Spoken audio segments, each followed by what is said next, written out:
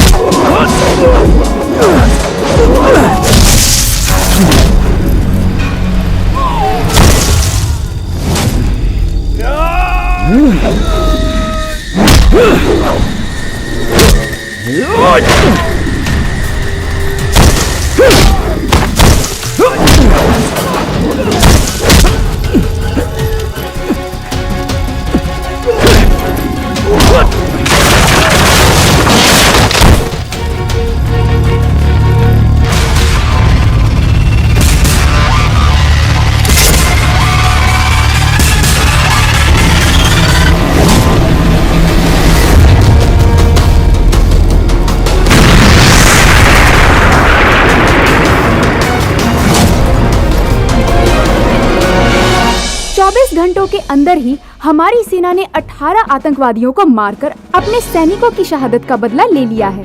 इस पूरे ऑपरेशन में जिस बहादुरी के साथ मेजर वीर ने उन आतंकवादियों को मार गिराया है, शायद उसे देखकर सभी आतंकवादियों की रूह ही कांप गई होगी। इसके पहले भी मेजर वीर ने इस तरह के कई ऑपरेशंस को अपने तरीके से अंजाम दिए हैं, जिसके चलते वो पाकिस्तान के तलवे चाटने वाले अलगाववादी नेताओं व ह्यूमन राइट्स संस्थाओं के गुस्से के शिकार होते रहे हैं। इन मारे गए आतंकवादियों में 6 पाकिस्तानी और 12 कश्मीरी युवक थे। जिनका मोस्ट वांटेड कमांडर रहमत शफीक अलीगढ़ यूनिवर्सिटी का स्कॉलर स्टूडेंट रह चुका है। इस पे हमारे संवाददाता ने कश्मीरियों के ह्यूमन राइट्स के लिए लड़ने वाली मिस रूबिका से बातचीत की। कभी जन्नत कहा जाने वाला कश्मीर आज जहन्नुम बन गया है। आज यहाँ के हर शख्स में लोग आतंकवादी को देखते हैं। इसका कारण कोई और नहीं, हमेशा से भारत सरकार का इनके प्रति उदासीन रवैया रहा है। जो रही सही कसर बाकी रह गई थी वो हिंदुस्तान के सेना ने पूरी कर दी। ये सेना आम कश्मीरियों के साथ जानवरों जैसा व्यवहार करती है, उन पे जुल्म करती है, उन्हें हथियार उठाने के लिए मजबूर करती है। आज हर पढ़ा लिखा कश्मीरी युवक हथियार उठा रहा है। आपको पता है इसका अंजाम क्या होगा? आप लोगों ने देखा ना हिंदुस्तानी फौज की बर्बरता। वो मेजर वीर प्रताप इंसान नहीं जानवर है। इंडियन गवर्नमेंट को उसके खिलाफ एक्शन लेना चाहिए, उसे सजा होनी चाहिए। He is not a human being, he is an animal. Sir, ये लड़की हमेशा आपके खिलाफ ही क्यों बोलती है? मेरा बस चले ना तो आतंकवादियों के साथ साथ इसे भी ठोक दो। मुझे तो ऐसा लगता है चैनल खोलिए सिर्फ मेरे खिलाफ बोलने के लिए। बंद करो। बचाओ!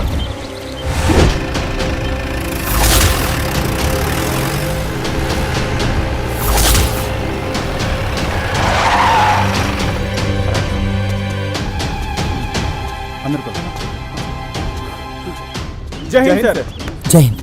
सब सिप तो है ना? सर गाड़ी में टोटल 4 लोग फंसे थे। 3 को तो हमने किसी तरह निकाल लिया है, लेकिन एक लड़की अभी भी फंसी हुई है सर। बहुत ही कॉम्प्लिकेटेड सिचुएशन है सर। बचाओ! आओ। बचाओ! हेल्प!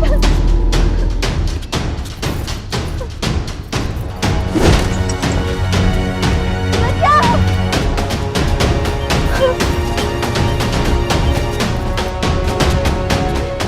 बचाओ!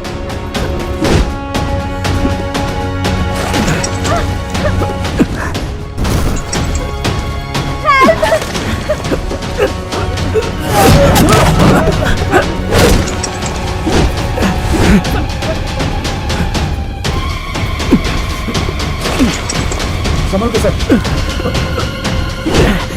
बचाओ!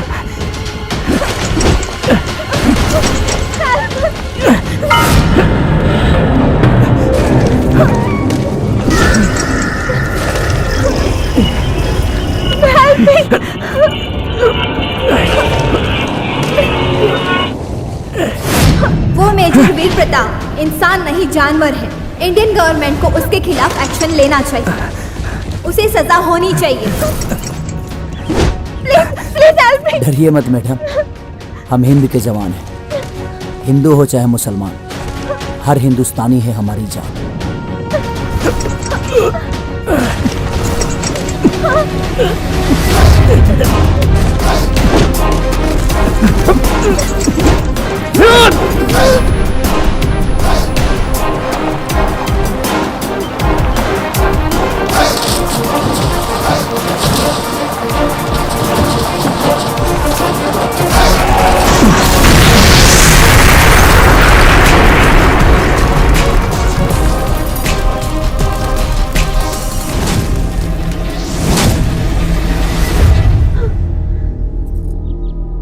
इन्हें होश आते ही ये दवा दे देना। बैठिए। हाँ सर। हाँ वो नर्स, हाँ वो दे चुकी है। ये सर देखो इन्हें। वो दो इधर दो।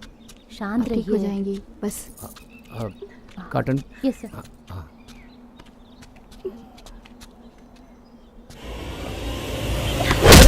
क्या कर रहे हो? जानवर हो क्या? आतंकवादियों की वकालत करते करते तुम्हें सारे लोग जानवर नजर आने लगे हैं। ना नींद की परवाह, ना भूख की चिंता, ना जाड़ा देखता है, ना गर्मी देखता है। 24 घंटा अपनी जान हथेली पे लेके जो सीमा पे खड़ा रहता है वो जानवर है। अपने माँ बाप को भी सहारा करके दूसरों को सहारा देने वाला जवान जानवर है। जिस मानव अधिकार के लिए तुम गली गली घूम कर चिल्ला रही हो, उनके हाथों मारे गए जवान सिविलियन के लिए क्या कोई मानव अधिकार नहीं है? जिन सैनिकों की लाश तक छत बिछत कर दी जाती है, क्या उनके लिए कोई ह्यूमन राइट नहीं है? एक छोटे से जख्म पे तुम्हें इतना दर्द हो रहा है, तो जिन जवानों की बॉडी गोलियों से छल्ली कर दी जाती है,